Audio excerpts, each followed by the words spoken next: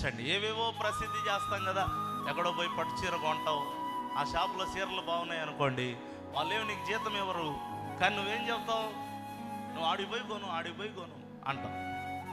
వాళ్ళు ఏమైనా నీకు అడ్వర్టైజ్మెంట్ కింద నీకేమైనా ఒక చీర ఫ్రీ ఇచ్చారా? పోనీ నీకేమైనా నెల నెల మీకు కమిషన్ ఇస్తాం, శాలరీ ఇస్తామని చెప్పారా? నీకు నచ్చింది నువ్వు వెళ్ళి ఏం చేస్తున్నావు, ఒక హోటల్లో తిన్నావు, టిఫిన్ బాగా నచ్చింది, ఒక హోటల్లో భోజనం చేసావు, భోజనం బాగా నచ్చింది, ఇంకా ఫ్రీ అడ్వర్టైజ్మెంట్. ఏమండి, మరి దేవుని యొక్క కృపను పొందుతూ, దేవుని యందు ఆనందిస్తూ, దేవుని యందు సంతోషిస్తూ ఒక్కదానివే బైబిల్ పట్టుకొస్తావే?